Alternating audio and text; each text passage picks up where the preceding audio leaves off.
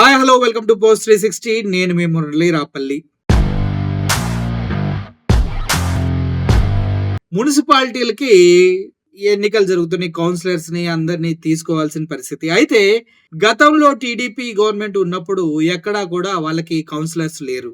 ఎందుకంటే YSRCP clean sweep చేసేసింది. అన్ని ఏరియాల్లో కౌన్సిలర్స్ వైఎస్ఆర్సీపీ వాళ్ళే ఇప్పుడు కూడా ఉన్నారు. కానీ ఒక్క కౌన్సిలర్ కూడా లేకుండా పిడుగురాళ్లలో టీడీపీ పార్టీ పోటీ చేయబోతుంది. అంటే ఏం జరుగుతుంది? బెదిరించారు, బరితెగించారు అంటూ ఒక ఆర్టికల్ రావడం జరిగింది. రీజన్ ఏంటి? బెదిరిస్తూ ఉన్నారు. గతంలో తిరుపతి ఇష్యూ చూసుకుంటే అది రోల్ మోడల్‌గా తీసుకొని ప్రతి కాన్స్టిట్యుయెన్సీలో, ప్రతి మున్సిపాలిటీలో టీడీపీ కార్యకర్తలు, టీడీపీ నాయకులు ఎవరైతే కౌన్సిలర్స్ ఉన్నారో వాళ్ళని కిడ్నాప్ చేసి, వాళ్ళపైన దాడులు చేసి, వాళ్ళని బెదిరించి మున్సిపల్ కౌన్సిల్ పొజిషన్స్ కొట్టేయాలని చూస్తూ ఉన్నారు. అయితే ప్రజాస్వామ్యాన్ని కూనీ చేసిన కూటమి ప్రభుత్వం అంటూ ఆర్టికల్స్ రావడం జరుగుతుంది. ప్రజాస్వామ్యాన్ని కూనీ చేయడం అనేది కొత్త ఏం కాదు. గతంలో చాలా ప్రభుత్వాలు చేసినాయి, ఇప్పుడు చేసినాయి. చంద్రబాబు నాయుడు గారికి అయితే ప్రజాస్వామ్యాన్ని కూనీ చేయడం అనేది వెన్నతో పెట్టిన విద్య అనమాట.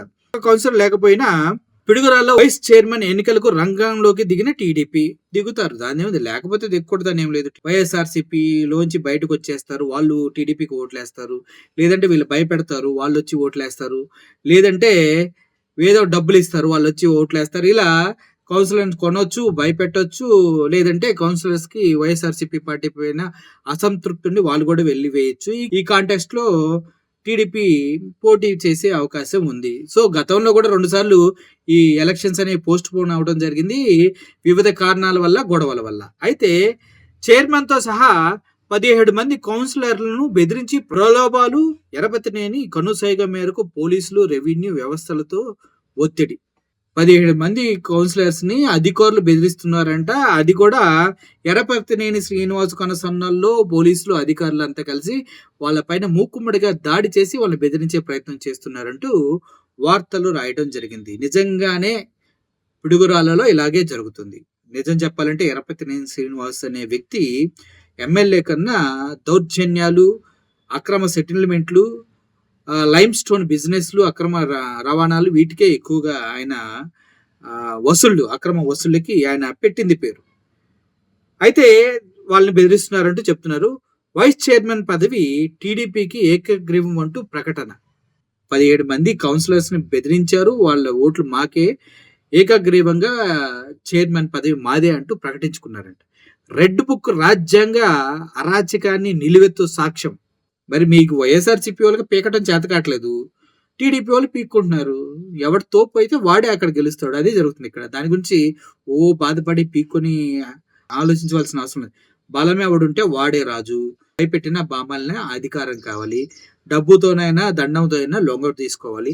అది టీడీపీ వాళ్ళకి చెల్లుతుంది. మీకు చేత కావట్లేదు వైసీపీ వాళ్ళకి. అన్ని మూసుకొని కూర్చోండి. మరి తుని పాలకొండలోను ఇదే జల ప్రయోగం అంట. అవును, ఎవడు బలం ఉంటే వాడు గెలుస్తాడు. ఇదే జలప్రయోగం.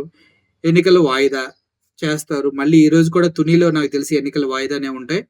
ఇప్పుడు చెలో తుని అంటూ పిలుపునిచ్చారు కాబట్టి వైఎస్ఆర్సీపీ కేడర్ అంతా తుని వెళ్తున్నారు.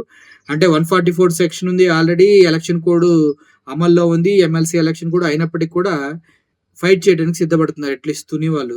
దట్స్ గ్రేట్ అనమాట. మాజీ మంత్రి దాడిశెట్టి రాజాపై దాడికి యత్నం. నేను కొట్టబోయారు దాడిశెట్టి రాజాని. వైఎస్ఆర్సీపీ కార్యకర్తలంతా అడ్డుండి కాపాడుకున్నారు. ఇటువంటి దాడులు, ప్రతి దాడులు ఈ టైంలో జరగడం పరిపాటి. కాపాడుకోండి మీ నాయకుడిని, గెలవండి, పోటీ పడండి, తొక్కేయండి, అంతే. ఓకే, కూటమికి కళ్ళెమేయండి, ప్రజాస్వామ్యానికి ప్రాణం పోయినట్టు నివేదికలు ఇస్తూ ఉన్నారు.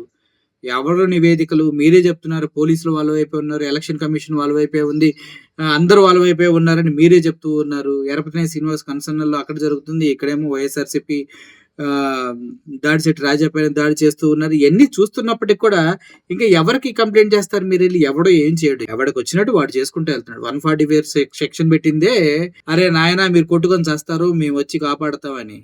నిజానికి ఆ కాపాడగలిగే శక్తి ఉంటే నిన్న దాడిశెట్టి రాజా పైన దాడి జరుగుతున్నప్పుడు కాపాడాలి కదా. పోలీసులు సోద్యం చూస్తే అలాగే ఉన్నారు. ఏం జరగదు భయ్యా, మీరు వెళ్ళండి, ఫైట్ చేయండి, గెలుచుకొని రండి, అంతే, అంతమించేయలేదు. సో రాష్ట్ర ఎన్నికల కమిషన్ కు వైఎస్ఆర్సీపీ వినతి. స్థానిక సంస్థలు ఉప ఎన్నికల్లో కూటమి అరాచకాలపై ఫిర్యాదు చేసుకోండి. ఎలక్షన్ కమిషన్ కి చేయండి. స్థానిక ఎన్నికలు మళ్ళీ పోస్ట్‌పోన్ చేసుకొని వాయిదా చేసుకుంటే ఎళ్ళండి. ఏముండదు చివరికి టీడీపీ వాళ్ళే గెలుస్తారు. అందుట్లో ఎటువంటి సందేహం లేదు. మీరేమంటారు? బలం ఉన్నవాడే గెలుస్తాడు. అంటే టీడీపీకి బలం ఉంది. వైఎస్ఆర్‌సీపీకి బలం లేదని నేను చెప్తున్నా. Thank you for watching this video. Murali signing off. Thank you so much.